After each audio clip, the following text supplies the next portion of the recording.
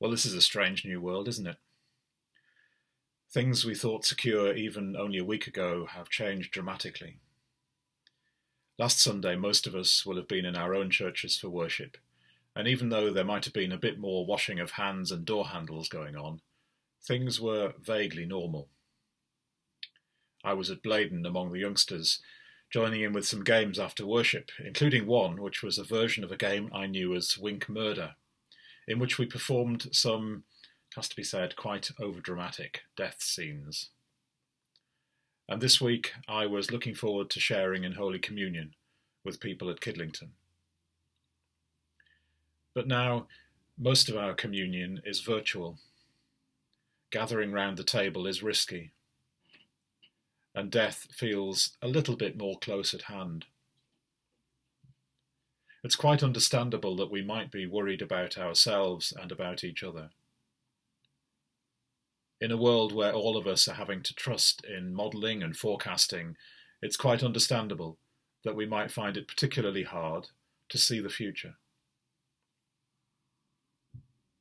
And then I took a glance at the lectionary readings suggested for today and found that the psalm is Psalm 23. The Lord is my shepherd. The psalm, of course, speaks of God, of Yahweh, but as Christians we read the psalm in the light of Jesus and think perhaps of Jesus the Good Shepherd. We are the flock. Not the herd seeking immunity, but the flock being led. There's a tradition going back beyond the psalm of talking about the king as a shepherd. So it's actually quite a radical idea to say that the Lord is your shepherd. It's saying that we give God authority, trust, faith. Do we trust our kings, our presidents, our prime ministers? Well, whatever the answer to that is, in the end, our trust is in God, and in the God we see in Jesus. What kind of a God is the God we can trust in then? Well, a God of generous hospitality, even in the valley of the shadow of death. A God who prepares a table with overflowing cups. But what kind of news is that when part of our pain is that we cannot gather at the table? Whether that table is in our closed restaurants and cafes, or a table in our churches. What does it mean to be a community, a gathering of people, when we have to keep our physical distance so we can protect each other? What does it mean as a community of followers of Jesus not to be able to gather at the communion table? What does all of this mean when we might still want to say that God is a generous God? Or do we really want to say that? Are we shaking our fists at God? Not very good at shaking my fist. How is it possible to say simply that we trust in God when it's so hard to see the future? Seeing is a key theme in John's Gospel. If you happen to have used the lectionary Gospel readings over the last couple of weeks, then you'll have seen the powerful figure of Nicodemus talking with Jesus at night when no one could see. Then the shamed and powerless Samaritan woman at the well, talking with Jesus in the bright noon sunlight. Nicodemus couldn't quite grasp the idea of being born from above because he could only understand it as a literal being born again. The word can mean either again or from above. But the woman really saw, who Jesus was. And now here we have a man born blind. Will he see? Will he see again? Or will he see from above? Mud made with saliva. Don't try that at home, especially now. But the man sees and is now an eyewitness. All he knows is his experience. He knows he was blind, and he knows he now can see. The man goes from being almost an irrelevance in the story, someone Jesus' disciples just happened to see, someone reduced to begging because he had no other way to support himself. He goes from that to being at the heart of the debate between Jesus and the Pharisees, to being a witness that Jesus was from God. All this he knows from his experience. He receives from Jesus and is told to do something himself too, to respond, to go and wash in the pool.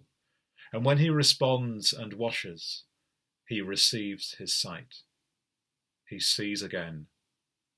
He sees from above.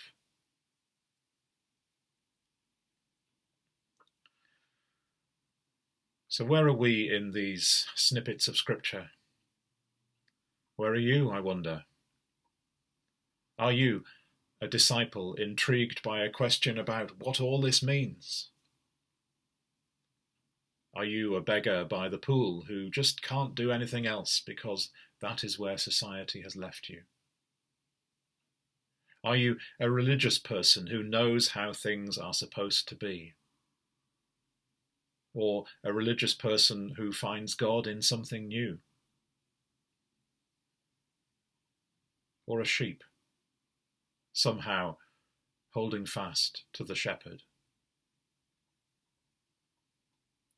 It's not very pleasant to be called a sheep. We like to think we're cleverer than that. We like to think we have more control. Well, we are cleverer than that. But I'm not sure we have more control. I wonder whether some of the fear which is around the place at the moment is because we can't control the virus. We don't really know where it is or how it will affect us. Life is changing, probably more than it's ever changed since the Second World War. But that's because we happen to live in a place where wars happen overseas. Poverty is often well hidden, and politicians sometimes struggle to imagine that there are people who are at the edge of society, like that Samaritan woman at the well, or people who have little hope for the future, like the blind man who had to beg. I rather think that what's going on now is actually bringing home to us, in an extreme and shocking, and yes, sometimes frightening way, that actually we do not have control. It was true this time last year that I could catch a disease from my neighbour, or infect them with one. It was true that if I didn't wash my hands enough, sooner or later I'd get ill. It was true that I never really knew whether all those things that were in my diary would really happen or not. And now we've been reminded of all those things. And in the responding to it, we see love breaking through. There is a lot of looking out for people going on among us and in the world beyond our communities, and that's a wonderful thing. There are countless people working as hard as they possibly can in all kinds of ways to get us from where we are now to a better place. Love is perhaps now extreme in a way which was hidden from us before, which we failed to see. We have had our eyes opened. This is our experience. This is our story. This is our testimony. That God is love, and wild, extreme, overflowing, bountiful love. Sometimes it's hard to see. Sometimes we're afraid, and what we need more than anything is for the shepherd to hold us in those green pastures with the waters of rest, to restore our soul, our life. Our Holy Communion was always with those not present, as well as those present. Now it is more so. Gathering round the table is risky. But gathering round the Lord's table was always risky. Our eyes might be opened in all kinds of ways. And after all, God's grace does not rely on our normal ways of receiving it.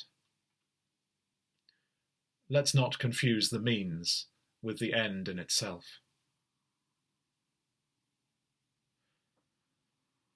Friends, we may not be able to reach out and touch each other, and that is hard.